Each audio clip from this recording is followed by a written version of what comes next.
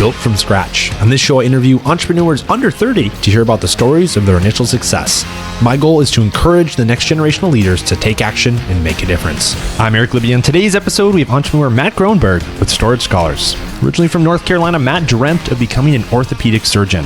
Started hustling early, launching a car detailing business at 13, proving his sales skills at 14 by selling a record-breaking 88 football booster cards and leading an initiative as a 17-year-old to raise $175,000 for cancer research in one night.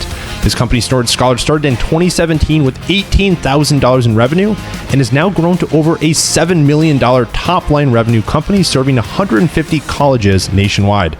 He's been featured on Fox News Business, shared a stage with Daymond John at Wake Forest face-to-face speaker forum, and even secured an investment from Mark Cuban on Shark Tank. Matt is only 26. Matt, welcome to the show. Thank you for having me, brother. I'm really excited to do this, and I love what you're doing by trying to teach young people about the early and often part of entrepreneurship, getting the ball rolling down the hill a little bit. 100%. We need more of it, man. We need more light to be an encouragement in the world. So where we start every episode, Matt, is I like to jump back because I think it's super important to think, what was the entrepreneur doing from the ground floor, from the very beginning, like before all this company stuff even occurred? So I'd love to know if I were a fly on the wall back in early teen years, younger years, what were you doing? What was life like? Totally, man. So I want to kind of go against the grain a little bit. I think the story you hear every single day from most entrepreneurs is, oh, I was this ADHD-brained kid that was starting and tinkering with businesses from the time I was born. I'm not that kid. I was the exact opposite in many ways. I liked school. I did well in school. I had great structure. I felt like I had good parenting.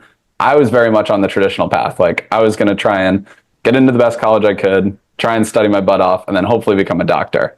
And the only reason I got into any entrepreneurial tendencies as a kid is just because I needed the money, and I had a very savvy entrepreneurial dad who said, you know what, you're going to have to work for all your own cash, and it's going to be better if you manage your own bankroll now. That'll teach you financial literacy. And so super early on, when I started doing like a little bit of fundraising for various charities, instead of doing the normal thing that, you know, parents do, which is, hey, let me email my whole workplace and see if they'll donate to your charity event. He had you do it. He made me get on the phones and cold call. He said, here's your list of 25 numbers. You're going to call every single person multiple times a day until they answer, and you're going to pitch them. How old was this? So it started in Jump Rope for Heart. So that would have been in the 4th grade. Oh my, I remember doing that. Didn't you? It was like a fundraiser, and you get like little prizes at each level, right? Like you get a certain, okay, I remember that. Yeah. You get enamored when you're a kid. You're like, wait, I can get like a trampoline and I can get concert tickets. That's crazy. So walk me through, like, if you remember any of this. This was early on. So 4th grade would have been, was that 9 or 10? Probably somewhere in there, 9, 10. Pretty young, yeah. What was going through your mind when you were making those initial phone calls? You're like just scared, like, holy crap, I'm calling this business owner, like, give me money. Like, what were you thinking about? Honestly, because of how integrated it was into my upbringing, I wasn't terrified, right? So even from before that age, the way my dad and my mom wanted me to introduce myself to adults was always like, look them in the eye, firm handshake. Shake their hand. You smile, you ask them about their day, you ask questions first. And then even as like a toddler, if we threw a temper tantrum at a dinner, right, the whole dinner was off. And we went and we would leave. And because the children were misbehaving, like the whole dinner was canceled, and we would go in the car and we'd be like, hey, because you didn't act professional, we can't continue on, right? Like you didn't represent yourself or the family well. And so I think by the time that we were making those initial calls, there'd been so much practice of, this is how you say hello to an adult politely, right? This is how you ask them good questions about themselves and get them warmed up to talk. So it felt natural at the time. Questions. And I love the charity component for an early entrepreneur, because you're not asking for anything you're selling, you're asking for a good cause. And so that's worth a lot more to people, especially if they have money. 100%. I want to touch, there's a couple of things once we get into the business point that I'd love to touch on, because I think that is huge. Yeah. And just, I think to double down on where your parents have come into your life. And obviously you're an entrepreneur now, and you had, even though you weren't like gunslinging at an early age, starting all these ventures, tinkering all the time, like you still had like that knack to sell and to, because really like entrepreneurship in a lot of ways is like convincing of an idea and to get people to kind of buy in. So yeah, your family pushing you to be well mannered and communicate well was probably a very helpful piece. But was there anything on like an entrepreneurship side besides that early story of your dad was like, all right, go figure it out? Was there anything specifically with your family that they were entrepreneurs and they were like, hey, you got to go start and start making money and like, let's start a business? Was there that encouragement from a young age? There was a little bit, but it was self-induced. So I think I was 11 when so this was after some of the charity reps. This is after I'd kind of gotten some of those initial cold calls down, and that was like skill stacking. And then I approached my dad, and I was at the age where I wanted to start going around and biking with my friends around town, going to get pizzas, like have a little bit of freedom. And the main thing is, if I went and asked my parents for money, I'd be like, hey, can I get $10 to go give me this pizza? They'd say no. You got to find a way to work for it. And I'd say, hey, that's not fair. The Massachusetts state law says that you have to be 14 to get a job. I can't even do that. And my dad is not your excuse works kind of guy. He's like, well, now how can I, right? He's a big figure it out. And so he said, well, just because you can't legally get a W-2 job doesn't mean you can't start working. So why don't you start a car washing business? I'll teach you how to wash cars for free. And then you can start by washing our cars. I'll be your first customer. The only rule is I'm not going to pay you until I go out, I inspect the car. This is my dad talking. I inspect the car and I tell you when it's good to go. And once you can do it at the quality at which it's worth $10, then I'll pay you. But until then, you're just in training. How does that sound? And at the time, I was like, hell yeah, I am hooked. So no way. So that was your first interaction. You're like, yep, all right, if we can figure this out, then I can actually make my own money.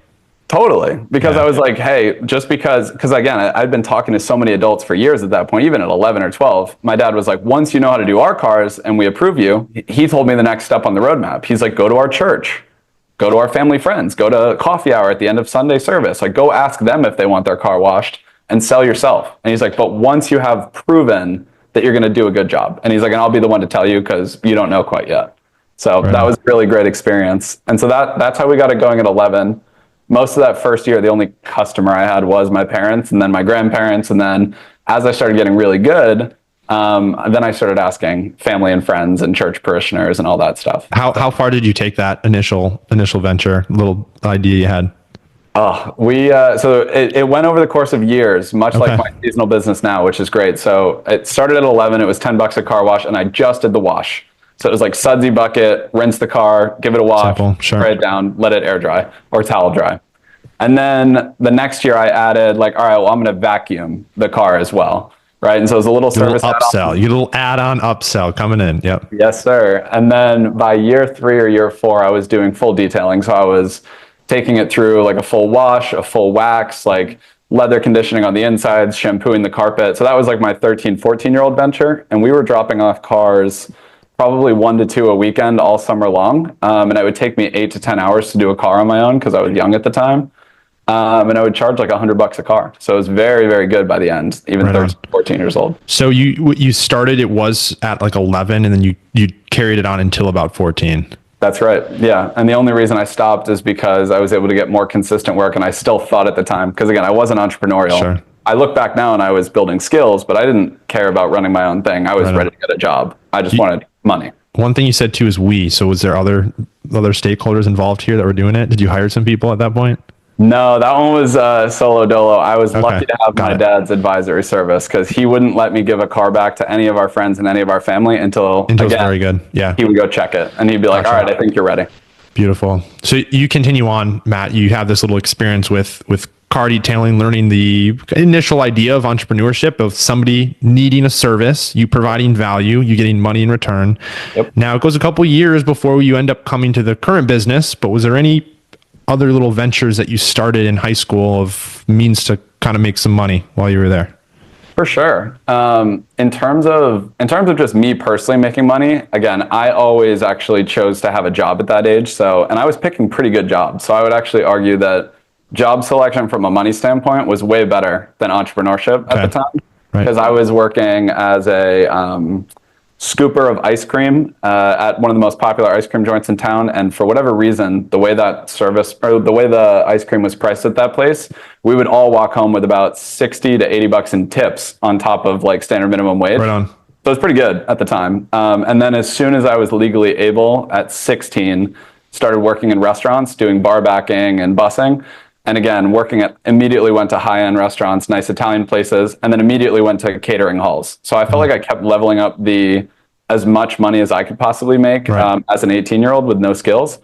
But the real skill building just didn't result in money. And I'm happy to touch on those. That would be like the football boosters and Relay for Life. You want me to dive into that? Yeah, go. Okay, cool. So the football boosters was kind of like 2.0 version of raising for charity, right? So the 1.0 was Relay for Life. Jump Rope for Heart, doing some cold calls to friends and family. Very small scale, getting my beak wet. This is when you start door knocking. Yeah, right. 100%. So this is when I added a little bit of in-person flair and a little bit of door-to-door. So the Football Boosters program, it's like a high school fundraiser. Basically, you get a group of local businesses to all give a discount on a plastic card. Right. They're worthless. Yeah. I think we have every year our to-do dudes on staff, they'll have like the FPC is like the local high school or Matanzas, $20, and then you get all those discounts. Yeah, very, very common. Yeah. 100%. And nobody ever uses them. It gets thrown away in the recycling the second people buy it. Maybe you use them once in a blue moon, but the real reason is you're buying into a kid, right? You're buying into a freshman in high school or a junior in high school or whoever is knocking on your door asking you to buy. And it's $20. So at the time, it wasn't a whole lot of money for people to shell out. So I remember basically trying to get the same offer. It was like, hey, if you sell 10 of these, we'll give you custom branded football team sweatpants. If you sell 25 of these, you'll get your own custom-made duffel bag with your name engraved, just like Relay for Life. Jump Rope for Heart. Jump Rope, yeah, right on, yeah. I got hooked, right? So I was like, all right, I want to win. And then I remember after 50, once you'd sold 50 of these boosters, because they couldn't fathom that anybody would ever do that, they said, we'll just pay you cash. They're like, we'll just split it, right? So like, we'll give you $10 and we'll keep $10 of everything you sell after 50. And I said, all right, great. And so first week, we went out door knocking. I picked one of the wealthiest neighborhoods I could, about a 10-minute drive away. And then I would get out and I'd start knocking door to door. Found that the sweet spot was in that like 5 to 7 p.m. right before the sun set range, because that's when everybody was getting home from work. So people would be pulling into their driveways as I was knocking. They're tired. Their barriers are down a little bit, like ready to, fine, let's just do it. They're about to go have their beer after work. They're in a good headspace, believe it or not, to actually interact with a kid, because I might have been the better part of their day. It's just seeing me out there in a practice jersey. And then the next week, I decided I would kind of like glam it up a little bit and try some different tactics. So I remember the second week, I took my practice jersey and I got it all wet, right? I took my white Masconomic practice jersey, I got it wet, and then I rubbed it through mud and I put like a little bit of so like intentional, insane. Love it. Yeah. Rubbed it through a little bit of mud, put a little bit of blood stains on it from one of the practices, like just really mucked it up. And then I would walk and I would have dirt on my face, and then I would start. Oh my God. Yeah. And I remember seeing the take up rate went and improved. I wish I was taking metrics at the time, because that would be an amazing case study. But I remember it got substantially better in week 2, and I was probably getting better at the time. And I ended up selling 88 of these things. And the booster program, the next highest person that had sold any amount of them 12. had sold 12. 12. You hit the nail on the head. So you made $380. I made a little bit of cash as a 14-year-old. Oh man. Wow. But more importantly, I was just like, I can do whatever I set my mind. Did you realize that? Like those, and you're just like, wow, if I can do this, did it immediately think like, what's the next thing that I can hit on if you were beating people that bad? Or did you not think about it too much? To be honest, I think at the time I knew it was something special, but I didn't know what to do with it. So I couldn't have told you like, hey, I'm going to roll this is the next step. Better. Sure. Like I was just like, that was cool. I know that I can work really hard at something and perform. Just like I did in school, right? I was like, if I study really hard, I'll get a good grade. And like I had a lot of positive feedback loops, which we could get into, but I think a lot of that is like just genetics and luck, right? Like some people are apt to learning and have good families, and I think I was lucky with both of those. Right on. So I want to go into your time at now school, going to Wake Forest, and you come in at, I would assume you're 18, you'd be 18 when you first get there, and you have a totally different career path that you're intending to go into school with. Yep. Why did you choose, it was I could be wrong, orthopedic. Finish the sentence. You're good. Yeah. Why was that the decision? Why did you decide on that? So my dad, although he was an entrepreneur growing up, he was an entrepreneur in the medicine space. He wanted to be a doctor. He was studying his butt off, but he didn't quite have the money or the ability, because he was paying his way through school at the time by himself, to really like cash flow his way through school and go all the way to med school. And so instead, he started a first aid and CPR business where he would train people in construction groups and on cruise ships and like all these different groups that needed a certain percentage of the population who worked there to be CPR certified, he would be a teacher. So his thing was always like, hey, if you're into medicine the way I am, like I was really into sports. I was always really into like anything medical that dad was talking about. So I was like, I want to finish the job that he started. Like, I want to go and do the thing. I want to become a doctor. I want to make dad proud, and I want to do this for the family. And at the time, like that was like super burned into my brain. I care a lot more about probably like the road that it was going to take. Like I cared more about the journey and how hard it was going to be and what an accomplishment it would be. And I think medicine is still amazing. Like I'm still fascinated by it. I just don't think it's the only thing that could have gotten my brain interested in terms of career. Right on. So I got to Wake, and I was pre-med at the time. I was studying biochemistry, and the only thing that was kind of standing in my way is I did not want to do it with a bunch of debt, which is very interesting for an 18-year-old. But again, all credit to my parents for teaching me this level of financial literacy. They're like, if you take out loans for undergrad, by the time you head to med school, there's usually not a lot of loans in medical school, right? You're going to have to probably pay a lot more. And then you could be ballooning in debt by the time that you become a surgeon. It's going to take you years to get out.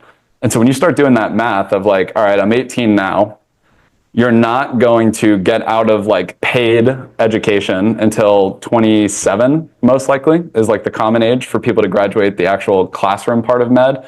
Then you do a residency, and you're definitely not paying off the debt then.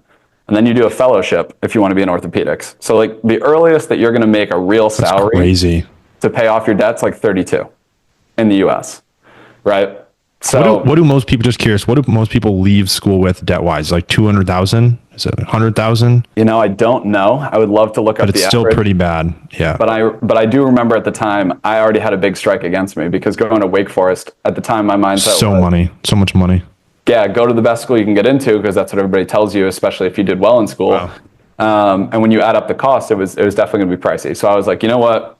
I need to find a way to pay my way through Wake while I'm a student. I've already figured out this bartending thing. I was a wedding bartender at that point. I was making $500 in tips a night. I was like, that is good. I'll stack cash in the summer. Like, I'm good on that front. Now I just got to find something to do the other 9 months of the year, and I'll be able to kind of piecemeal this together. I'll finesse. I'll have one of my friends swipe me in the dining hall. I'll do this and that. And I would just kind of like make ends meet that way. Fun. Yeah. So at that point, I had been assigned a pretty significant financial aid package. So most of it was like applying for scholarships through different high school organizations, third-party organizations, and through the school. And for anybody who's trying to figure out how to cash flow their way through college, there is no higher ROI in the world than just applying to scholarships. There's so many untapped scholarships or uncompetitive ones where it's like 2 to 3 people are going to apply, and you might be the one of 3 that's by far. You just got to spend the time and write the thing and like do a little research on it, and then here's $1,000. I know I didn't spend too much time on that. I kind of regret that. Totally. But there are so many that's like up to $80,000 in scholarships for. It's like, that is insane. 100%. And it keeps going. That's the part that people lose steam on, is they do it at the beginning of school when they're a high school senior, and then they think it's over. But I kept doing it once a year, right? Which isn't even as much as you could have done it. Like, you could have done it multiple times a year and scanned the scholarship list and always applied.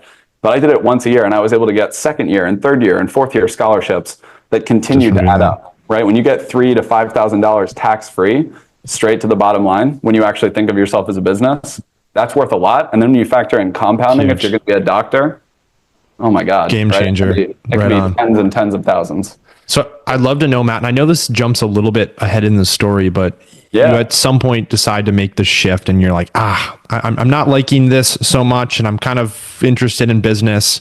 And I guess maybe first, this might be a good point to introduce the business, because I think there's a couple important details that happen before, from what I recall, before that actually occurs. So for context, Matt owns a company called Storage Scholars. So Matt, do you want to give a quick pitch on what does the business do? Where do they come in?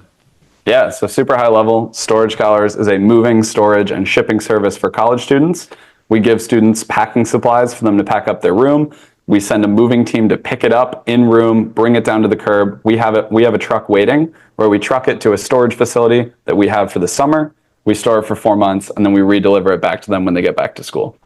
We do that at about 200 colleges throughout the United States, and we're still growing year over year. Right on. Super cool. So I'm going to save that. I'm going to come back to it because I know that that's a critical moment in like, was it 2 years in when you finally made that decision? Was it junior year? Yeah. So it was the sophomore sophomore summer going into junior. Going year. into junior. Okay. I can briefly touch on how we got into the business as a first year. Yeah, student. let's do that first. I'd love to know first steps and then go into that story. There's a point where I think it'll be helpful to talk about like building teams and the partnership with you and Sam. So first, let's talk about what did building it from the ground floor, like those first few steps in business. What was it happening to put the initial touches on, or the initial points on Storage Scholars? Totally. So early in this Storage Scholars journey, it was actually not even me, right? So I was a high school senior technically when this business was birthed. I was a fast follower. I joined in year 2. But Sam Chasen, my business partner, had basically had some international hallmates, one from Ethiopia, the other from China, come to him as another freshman, just friend to friend, and say, hey, we just found out it costs $650 to ship all the stuff back that we bought at Target this fall. That doesn't make sense. Can you store it in your pickup truck and like move it for us? And he said, yeah, if you pay me like $300-400, I'll do it for you. And they said, done. And so once he found out that they were immediate yeses for the international population, then he was like, all right, I'm going to go door to door. So he actually went door to door, again, a year before I'd gotten to college, because he's a year older than me. He went door to door and knocked on every single freshman's door and said, do you want to buy my storage service? It's going to be $300-400 for the summer. I just need a $50 deposit. He would walk in on people ripping bong. He would walk in on people having sex. Like, he was known as the storage kid that barged in for a full calendar year.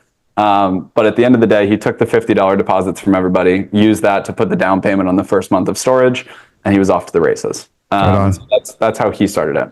The way I joined was a year later. I met Sam when he was driving for a fraternity. Like, he was picking students up for parties. I was rushing the fraternity that he was pledging at the time.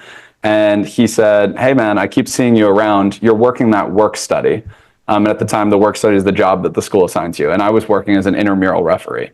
And so I was getting screamed at, and I was, reffing in the pouring rain every night in like the cold North Carolina winter. At that point, it was like December, for $7.25 an hour. And he said, that's stupid. He's like, I know you're smarter than that. Like, you're working like 30 hours doing that. Why don't you just quit that job and come work for me? And I guarantee you'll make more in a week at the end of move out if you work entire semester than you will the entire semester. And I was like, okay, I'm hooked. And the next day I started a group chat with every single first year student that I knew from Boston, because that's where I was at the time. So I knew all the Boston kids. And I was like, hey, can you put your mom in the group chat? And they said, sure. And then I would call all the moms and I'd say, I have this storage service. It's called Storage Scholars. I'm hoping you can sign up. All I need is a $50 deposit. And if you sign up before I go back to school, I get paid a big bonus. And so I just tried to get as many of those as possible. And I think I got 15 or 20 people that first winter, over winter break. And then I started pledging that spring, went dark 30 for a little while. And then right as pledging ended, I was like, all right, I'm ready to be a mover. And I was one of Sam's 3 or 4 total movers. We moved hundreds and hundreds and hundreds of students those next 9 days, drinking coffee to stay up all night. We were severely understaffed. We were late on every single move. And the warehouse was like an hour away. So we would drive all the trucks filled at 10 p.m. at night, arrive at the warehouse somewhere around 11. We'd stuff a Chipotle bowl down our face. Yeah. And then we'd unload all night until what a good story. I'm curious, when just to clarify, when you're talking about the moms in Boston, is this for a college in Boston, or like to try and, this is back in, I think Winston-Salem, right? That's where Wake Forest. So it's like you're there and you're like calling other moms of people and you're like, all right, let's just buy this now and then we'll figure it out once the semester comes. Yeah, I said it's a great service. 64 students used it last year, like 0% damage rate. All I need is a $50 deposit, and then the average service ticket's gonna be $300 or $400 at the time. I think there's a good thing to highlight here when expanding or launching a service. You have this concept, and we're kind of trialing it right now with, we're launching into a new city, and we started a wait list, and we had people join the wait list. There's a difference between someone joining a wait list and paying to, I'm going to reserve my spot. So how did you guys know that was the ticket? Was there any experience before that, like, hey, yep, just say you're going to do it and we're going to like help you out? And I guess, like, how did you get to $50 being the deposit for the move? It's funny because we really didn't know at the time. So we just had to pick a dollar amount that would be just enough for us to buy the boxes and pay for the first month of storage. And that happened when we did the back of the envelope math to be $50. And then later we were like, all right, well, that was really smart because students are also more financially committed, because we don't want a bunch of people to book moves. We show up and knock on their door and they're not ready and they cancel. Then we lose all the money for planning for them. And so I think we kind of fell into it and we got lucky. So Right on. Okay. that's the actual truth. So a little fast forward back to where you were with these 100-hour weeks. And so you see this with Sam, and Sam approaches you, you can make more money. Yep. But it seemed like to have that, like that video I watched of you, Matt, of you talking about 3 days go by, your body, like you said, you cry, like you were on the verge of tears or crying, like this sucks. And then you pounded some coffee and just got to it, like just took some Advil. Yeah. What made you from the beginning? Because that's what it really sounds like from the beginning. How did you have so much belief in this idea? Well, it was kind of twofold. One, for those lucky enough to meet Sam, like Sam's an incredibly inspirational person, and his superpower in life is getting people to buy into him and his story. And so at the time, immediately, like I knew he had that special ability, and I was like, I'm bought into him as a person, and I thought that the business was going to go places. The other part of it is that I knew that he was getting like almost misrepresented among the whole fraternity and among a bunch of people at Wake, because people were making fun of him at the time. He was like the storage kid, the awkward kid, the ads weren't good, but he was making a bunch of money, and I could not figure out for the life of me why everybody was giving him shit, making fun of him. I was crazy. like, he's literally doing something that could change not only his life, but also mine, and he needs help. And I was like, all right, I'm going to be that guy that's like outrageously loyal. I'm going to dedicate all the hours, and I'm just going to shut up and work. And I think I will earn my way into financial freedom. Because at the time I was like, this is my ticket out of like being able to pay my way through med. Even at 18, when I was like training with him that summer, I was like calling him every day when he was at home, and I was trying to learn as much as I could so I could run the drop off on my own. And every single day I would finish the conversation. I'd be like, and honestly, man, let me help you expand next year. By the time that we're seniors, there's a chance that I could make like $20,000 if I have like 25% of expansion revenue. Like, does that sound good to you? And he's like, of course, man. Like, if you can do it, like 100%. And by the time we graduated, we were doing like over $1 million. Do you think that part of you doing that also gave him the belief that you should continue on this business? Like, do you think that belief that you had so strongly in the business idea, do you feel like that actually drove him? Like, was there ever a part of him that wasn't going to continue on this path after school? Because you keep saying I had to prove it to him, and I had to show him, and I had to pour in, like, yeah. Do you think you not being there would be storage scholars past college? I do. I actually do. I think storage scholars would have survived with or without me. I think Sam's an unbelievable entrepreneur, and like he had a good idea and a lot of smart support. I think we've grown a lot faster and with a lot tighter systems and a lot less risk along the way, because he's a pretty risky guy. He's willing to just let it rip, I would say, a lot of the time. He's all gas, no brakes. So I think storage scholars definitely would have continued. I don't think he would have given up, because he's not that kind of person. But I think the balance of him being all gas, like let's just send it and ask for forgiveness later, and me being like, pump the brakes, let's build a system. How do we scale this? Like, who's going to be the person that executes your crazy idea? That really, really worked. And it's been working for years. So Right. I think that's where I'm at. Where do you think the biggest change? So you go back to like just hacking it together. Like, I almost think of it like you're like duct taping things so they just work. And I guess that's business as you break systems and you create new ones overall. Yeah. But what do you think? Like, if you go back to year one versus year 8 or 9, maybe even more, what's the biggest change?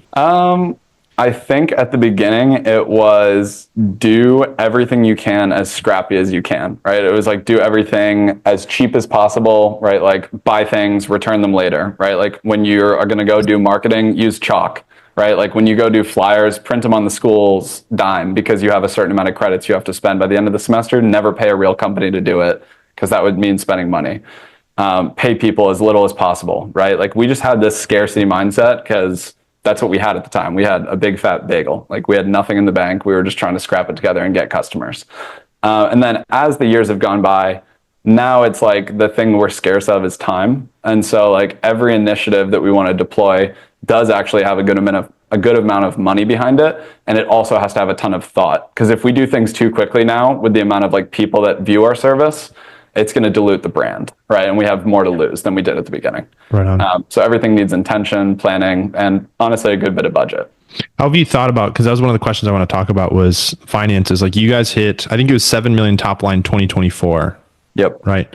Yep. How have you thought, I guess first, did you ever think that was possible? Like from the beginning, did you think like, yep, we're hitting 7 mil. That's going to be.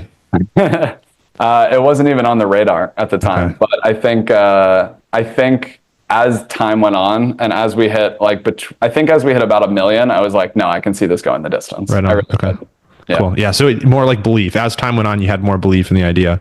So how did you think about the budget? You talked about the scarcity at the beginning, but like budgeting as you start to see that number grow, like as you're growing, you need to take a salary and you're trying to think about, okay, your top line's growing, you have a little bit more resources to work with. Like, how have you thought about just that comfortability point? Like, okay, we can take $40,000 at the start or 60 or 80 or jumping it up to 120 and still have the resources to pour back into the business. Phenomenal question. So first and foremost, this is why I'm like a heavy preacher. I don't preach a lot, but if I preach anything, when I hear college kids tell me that they want to start a business, my only thought is do it now. Because that's when you have tons of resources. You don't have a big financial downside. You're going to have food. You're going to have friends. You have huge amounts of like free resources, like down to like Adobe Cloud is going to be free at a lot of colleges just because you're a student. ChatGPT might be free at some point. I don't even know. So use all the resources you got and start as early as possible. Because the truth is, we didn't take more than like $5,000 to $10,000 a year in true salary for the first 4 years, right? We did it as total fun money. Like it was like a gift to ourselves for working so hard, right? I was going to buy a camera or a TV, or 1 year, I think my junior year, I bought a used convertible and I drove it around all summer and then I sold it. And like, that was like our reward to feel like we were participating in our own business, but we never took anything meaningful out, right? We were profiting and retaining the earnings for the 4 years of college. And again, just because we were students, that allowed us to do that. So that is like the first piece of advice is like, that's really, really important. Start as early as possible because it's a lot easier to be broke as a student and right when you graduate than it is 27, 28 after you've been getting paid a real salary and feel like you have some status to upkeep. That's the honest truth. So then the second part is when we graduated, that's probably the big moment is we both had no desire at the time to go back home because we both lived in high cost of living areas. So like he lived in New York, I lived in Boston. We're like, we want to go out, branch out, make our own friends and keep running this business full time as adults in a new city. And so we had to map out real, like how much can we afford to pull out of the profits of the business? I think at that time, the business was profiting about $300,000 a year. And so that was 300,000. Yeah. I think it was like $1 million top line, 300K bottom line at the time. And again, that was during the stage when Sam and I were doing a lot of the work. So that's not a real profit. That's another thing to talk about is like, if you don't pay yourself a real market rate salary, I don't consider that profit real personally. Right. If you've paid yourself like a real salary as if somebody else was the CEO and then there's profit left over, that's what I would call real profit. So we had 300K of like owner's salary that was deferred profit. And so we were like, okay, if we want to keep growing this, we need all that marketing money essentially to go do more advertising. We were doing paid ads at the time and we needed to hire real employees, a couple of our first full timers. So we basically mapped out that the business could sustain us paying ourselves $40,000 that first year when we graduated and moved. And so that's what we lived on. We lived on like very like humble means for that first year out of college, saved, and that helped us grow to that 2 million mark.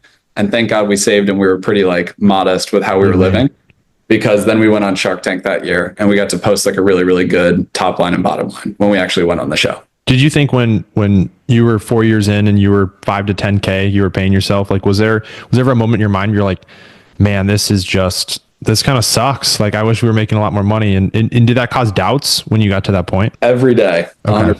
Yeah, I think that's realistic. I still struggle with, like because you're taught your entire entrepreneurial journey, like don't pull out from the business, right? The second you pull it out, you're losing growth. That's not totally true, right? So I think if you don't pay yourself properly, I think you'll lose like true steam in your business. Like if you can't give yourself a reward, it's hard to see the full picture of what this business is doing for you. It just feels like a never-ending parasite, essentially. Wow. So I think learning from some of the older folks like in my life that have mentored me, like pulling out a quarterly distribution, paying yourself a bonus, picking a plan and treating yourself like an employee of your own company and saying, if we hit this cool milestone, I'm taking the team to Hawaii. I'm going to pay myself a $50,000 bonus, whatever that number is for you. I'm just making these up off the cuff. Pick something outrageous and aggressive and then run towards it. And then you'll be able to be like enjoying the reward. So right on. I'm curious, like, so if you have left over and you're like, your living expenses don't match that. So you're taking way more distributions out. As an entrepreneur, how you have this resource that like you can fund and you can like your investment in there might 2x possibly when it's like you put that in the market 7% a year or 10% a year, whatever. If you have additional money, have you thought about investing into other like just simple S&P or something like that? Do you still do that type of investment? Totally. Yeah. So every year, Sam and I hedge ourselves a little bit. So we max out our Roth IRAs. That's like basic step one, right? So if you can open a Roth as a young person, if you make under the threshold, max that out, right? So that's low hanging fruit, so that when you retire, all the money's tax free. That's like $6,500 a year. Now I think the limit's $7,000. So we've done that every year for like 6 years. That's great. So that was like one hedge, is save for retirement in case the whole thing goes bust. Two would be, we got into real estate. So we were both very fascinated by real estate. And the only thing we knew really well was our college town. And so during COVID, during those 2.7% interest rate on houses, Sam bought his first house, lived in it, and then rented out the other rooms. And then I did the same thing. And so then we had graduated each with a house. And we said, well, we still know that market. We still know the customers. A couple more. Let's buy a couple more, right? And so now we own, I believe, 8 houses in the Winston-Salem, and they're all in the same zip code. And we're like, that's the one thing we know. We know where kids want to live. They want to live near each other. They want to live on these 3 streets. So we just only buy in those 3 streets, and we don't even think about it the rest of the year. That is insane. Yeah. That's what we do. The rest of the money, it all stays in retained earnings in the business. And it's extremely risky, but we just keep rolling it over, make big bets, keep hiring expensive hires, and keep pushing growth. So I'm curious, like the last thing on finances, when you start a business, you're 4 years in, like you talked about, and you're at that 5 to 10,000 you're taking out of the business. I think and I'm a big Alex Hormozi fan. I know we talked about that before, of like some of the concepts that he talks about. And one of the lessons he has shared about the hardest decision as an entrepreneur is when to push and when to pivot. And you've had a couple other like shiny objects you've chased. Like you started another business in college you tried to run after, and then there was moving scholars for a bit where it was like residential moves. And I'm curious, and maybe there's not a perfect answer because you are chasing this thing down and you've built now a bigger company, but when is that point that somebody should think about pivoting, or at least how do you think about that? The one thing I feel like I know for sure at this point is like, you should pivot if you're trying and doing all the actions that work in one category and don't work for the other thing, right? So like what I mean by that is like, if you send, 1,000 cold emails for our service, like summer storage and moving for students, I know beyond like a reasonable doubt, I'm going to pick up like 10 to 20 customers. And I've seen that for like 9 years, right? If I build an email list of 1,000 people, send out a blast with a good offer of 20% off, like I will get some customers. So if you try and do a new line of revenue or a new business and you run the exact same playbook and you end up with, once again, a bagel, or it's like twice as hard, people are asking way more objections. They have no idea who you are. Like if you're like getting no traction for 2 to 3x the work, that's a great indicator that you should pivot and move on. And I'm stealing this from another podcast I listen to a lot, My First Million, but they had a line on there that hit Sam and I pretty hard, which is whatever your next service line is or whatever your next revenue expansion is should have the potential to beat your current one, or it's not worth doing. Right? Like there's going to be a better opportunity than what your core service is. So for us, like summer storage and moving, if we're going to put our time, resources, and energy into something new, it should have the potential to be way bigger than just serving college students alone. You just have to remain focused. Like the more we just only have so much time. You have to focus down attention as much as you can. I'd be remiss if I didn't touch anything on Sam and the relationship you guys have in business. And I mean, having a partner, I don't have a partner with the To-Do Dudes, but I know that there's dynamic where it's beneficial on both ends. And I'd love to know now you guys have had, is it 6 years of time together, 5 years? No, we're at 8. 8 years. Okay. 8 years in as partnership, and you became an equity holder a couple of years into that as well. How do you guys keep just a solid relationship and just the communication flowing? Like what are you doing on a daily, weekly basis to make sure that you guys are seeing the vision clearly together? Yeah. I think treating it exactly like a marriage is probably the only way to look at it, because the stakes are just as high and it's just as ugly if you get a divorce, right? So we have like certain things, like we have ongoing conversation on a regular cadence about like what's working, what's not, how are we interacting, I think we've had phases where we're living together, we're working every waking hour of the day, we're friends, right? We're basically like acting like brothers, and we spend every waking second together because that's what it was required at the time. And then I think when you're in year 8, there are other years where you need to go make your own friends. I need to go make mine. We need space, right? Because now we've been together for like so many weeks that you start to get annoyed at the little things, right? Just like you would anybody else, right? So now our relationship, and always actually has always been business first. Like, and then if you earn your stripes in the business, then there's a huge element of like friendship that comes later, right? The better you perform, if you get all your stuff done, it's a whole hell of a lot more fun to pick up the phone and say, hey dude, we just won a big contract. Hey man, like let's go celebrate tonight. Like we just signed a big deal in our first new revenue, right? Like new service line expansion. Like let's go celebrate. Or if you're always dogging the other person and you're always coming with bad news and saying I didn't do my part, it's going to be very hard to maintain the personal side. Right. Is there one cool moment that you can look back to on the years that you're like, that was a defining moment in the relationship that like we were both tested and we both came through like at the perfect time? I would say there's a couple, man. I think that first year of me doing those 100 hours. Yeah. Just showed them. Yeah. And I was doing it for $10 an hour at the time just because I believed in him. And I think he realized how much he believed in himself because he was like crying his eyes out when he was on the last move, realizing that he had just built like a $200,000 a year business from scratch in 24 months. Like, so that's a big one. So I think cool. Shark Tank was a huge one, right? Just having the opportunity to go out there, pitch, know that we practiced as much as we possibly could have and put our best foot forward. Having all of our friends and family fly down and do a big party to celebrate. Like there was a lot of great moments in there. And there's still moments to come, right? Like I think we're just to start. Yeah. Just to start.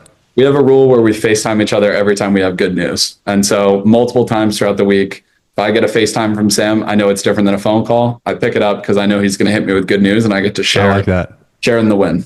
Yeah, that's super cool. Yeah.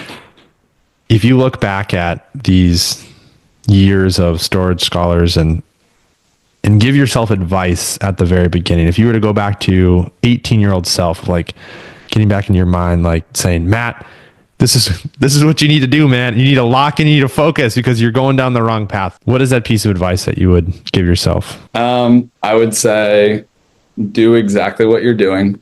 Every single thing that you're choosing to do with your time is correct, but try and do it with a different attitude. And the reason why is like, I was very much like fueled by anger, fueled by rage. Like just, I was always a negative person. I was extremely like commander style personality. Like I would force my way into every room. I would tell people what to do. I was an asshole for a long time. And it's something I've had to work on.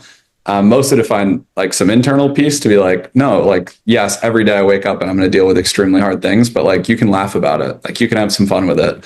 You can call someone and just like tell them about the crazy customer story or the crazy, like horrible thing that happened. And it doesn't always have to be like this burning anger that you have to own and swallow. So I think that's it. Like, I think I did the right things. I just wish I had a little more fun. When you see Storage Scholars at the very top of its game, now you're 7 million revenue, have expanded all these college towns. What does it look like at the complete version? Once you guys have absolutely made it, you're like, you look at Sam, you're like, man, we hit exactly the perfect vision we set out to achieve. I think right now, we didn't have this mindset for years, but I think in the last like 12 to 24 months, we've had like a renaissance period. And I think it would be looking back like 5 to 10 years from now and saying we completely changed the moving industry.